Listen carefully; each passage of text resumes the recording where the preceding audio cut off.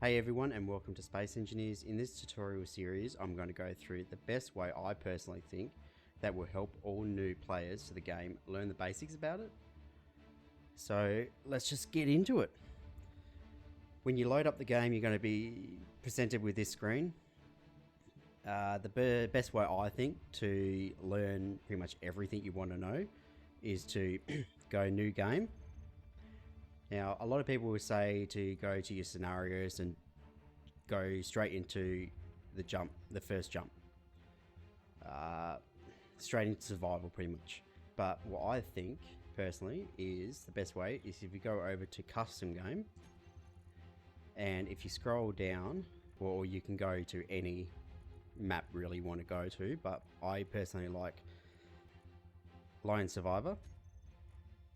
And all you do is just go creative. Now I've already got one saved world set up for this, ready to go, so you can name whatever you want. Go creative. Survival you can if you want, but I feel like creative is the best way to learn pretty much everything you want to know straight up for that. So I'll go Milo Games, go training. If you press G, that will open up your inventory, your toolbar inventory, with all the blocks available to you. So you have your light armors and your heavy armors up the top here, and second row. You come to your DLC areas, which unless you don't buy the DLCs, you won't have available, but they don't change anything. So yeah, it's just decorative pretty much.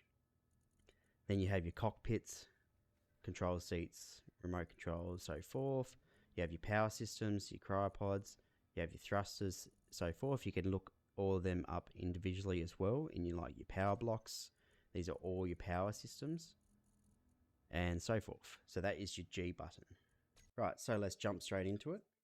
Pretty much whenever you start off, you have your jetpack down the bottom left. You have a light, L, jetpack is X. And then you have J for your visor. Open, close. You don't want to open it, obviously, in space. Right, so we're going to start off with survival kits. These ones here. So they are powered with the basic power modules. You got your battery. You got nuclear reactor, and then you have your solar panels. You also have windmills, wind turbines. You also have wind turbines, which don't work in space, obviously, no wind. So if we chuck a survival kit in, like so. Now, chuck items directly into your survival kit from the sides. There's two. That's the only connections you have on a survival kit, is one on each side. So survival kit will replenish your health, your oxygen, your power, and your hydrogen if it's connected to a hydrogen tank with hydrogen in it, an oxygen tank with oxygen in it, and a power source. So with this, you can craft the basics, all these materials here. So and you also need a drill, which you usually start off with a welder, a grinder, and a hand drill. So we'll go and grab some materials to start off with. Left click to grab materials. Right click will clear the area around it. So you won't get any materials from right clicking, but you will get from left clicking. Right. So drag your materials into the survival kit, go to production, and then just left click your ingots as many as you have, and it will start smelting all that down into these 4 items, which you can use to craft items. Such as all these. That allows you to. Once you have all that ready to go in the inventory, you can craft yourself a basic assembler, and a basic refinery. Now this is where it starts to get a little bit more tricky, because you have to have all these connected together, unless you're going to drag it from one item to the next, which is very tedious. So we're going to use conveyors. Conveyors, which are all these ones here. You have your conveyor junction, tube, curved, T-junction, and a sorter, which sorter we'll go through later. So we use basic refinery, just has 2 as well, by the way, connection points. Assembler just has 1. So if we use a, we'll go 1 tube out.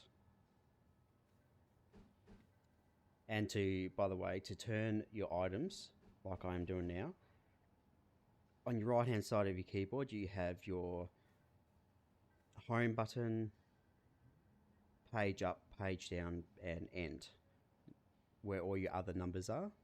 So you just press page up usually to tilt it around. If that doesn't work for you, press your num lock and it will activate it for you. Then you can do that. And then you just keep building curved across and then have that connected straight into that.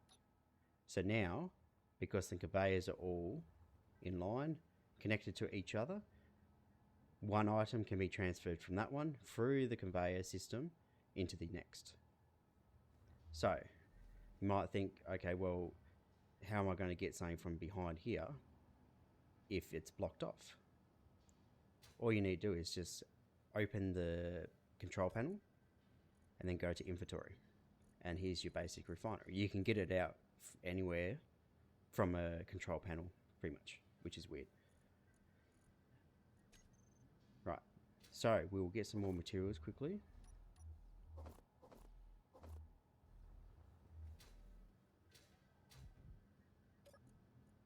Inventory, chuck that into your refinery. And it starts smelting it all down very quickly. Perfect. Now, conveyor system is going into your basic assembler. Now you go in control panel, production, and then all this material becomes available to you. Now it might look red, but that's because there's nothing in the inventory of the basic assembler. But thanks to the conveyor system, it can drag items from the refinery. So let's just go a steel plate. And if you notice here, well, instantly done, because it dragged it from the refinery through the conveyor system into the assembler.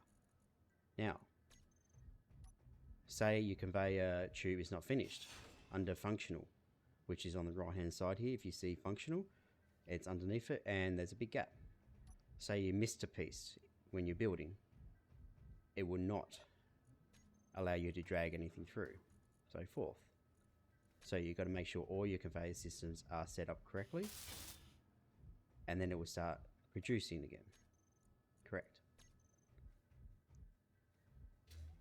So that is your basic setup for beginners.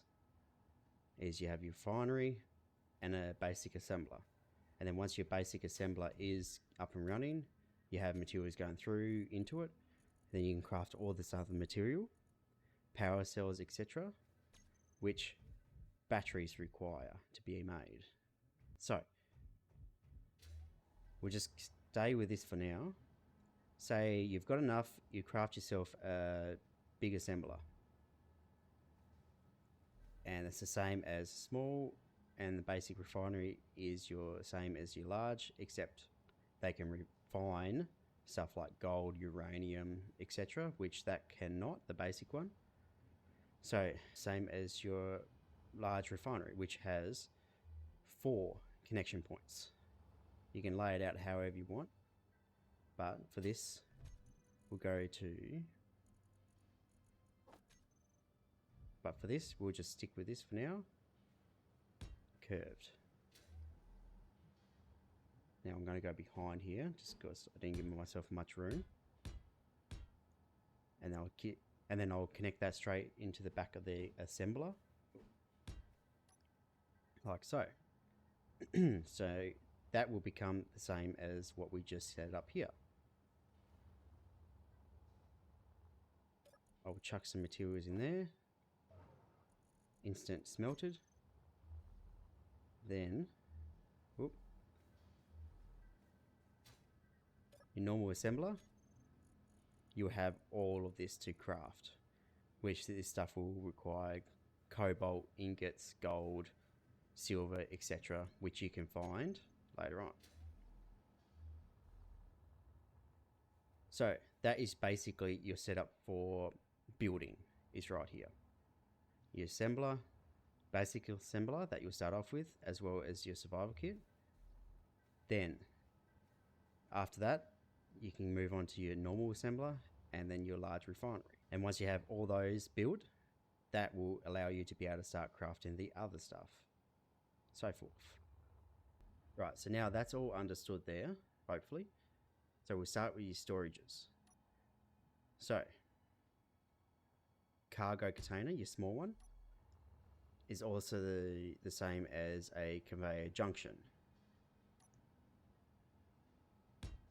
which has 6 points on it in all directions. So you can also connect that up anywhere. It will store a fair amount of materials. So when you're mining, etc., you can store it into here and then have it connected up to a refinery. So if I get rid of these,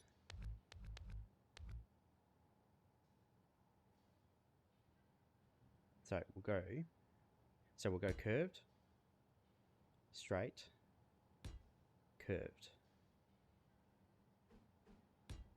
and that will connect straight up to that, like so. Now we've got ourselves something to work with. Store your stone in your cargo container, and you will notice it will instantly get taken. Of course, it's going through the conveyor tubes into the refinery. The refinery will instantly take any material and start refining it. And now that, because that is connected through that tube, you can start instantly crafting from your assembler. So, this is your drop-off point. You store your materials that you've mined into here. The refinery will take it from there into the refinery, smelt it down, and then you can craft stuff instantly from that. So you basically don't have to drag everything you want into the refinery, take it out of there, put it back into the assembler.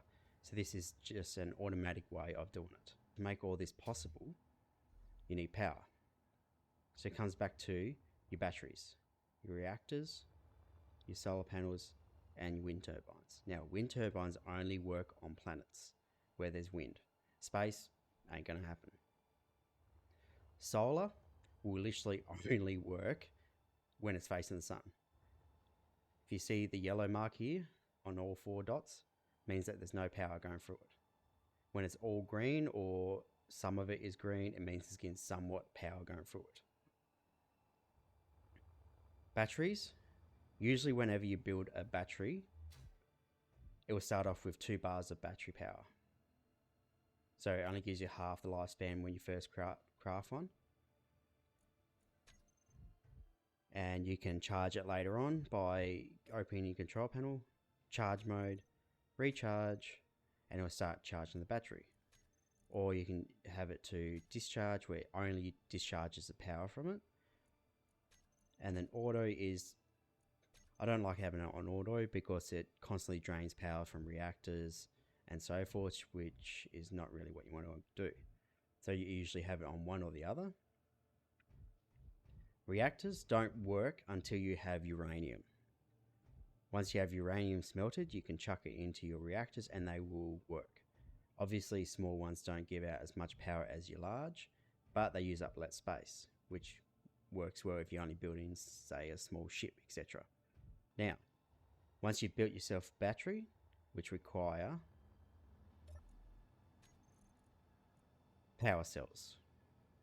Basic thing, you can get it from stone, smelting stone, you get all 3 of these, it will smelt, you can craft power cells, so forth.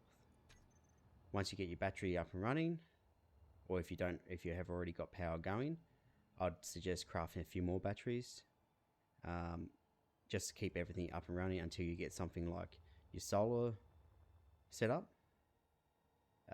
As the sun rotates, because it rotates constantly, I'd suggest probably having one on each side of your base to collect the sun as it rotates around it.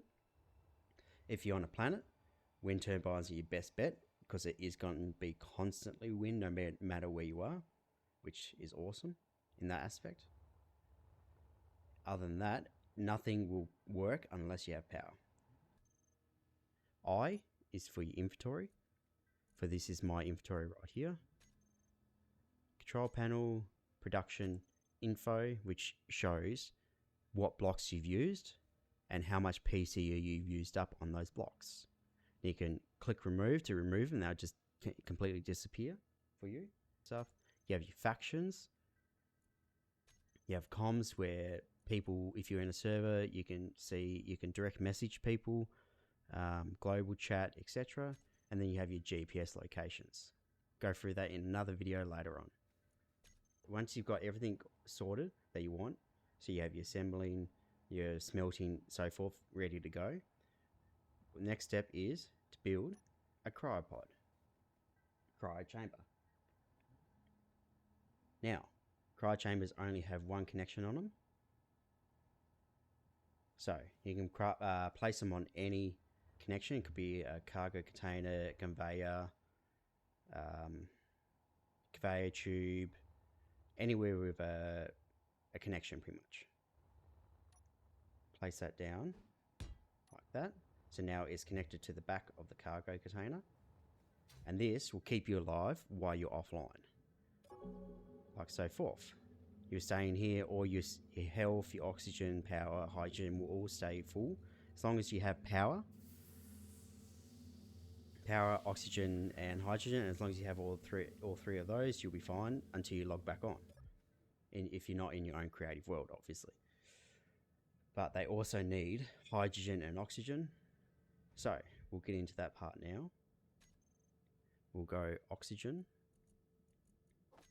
and oxygen tank, which has two sides to it, one on the bottom and one on the top. So I'll just connect that to the side of this, like so.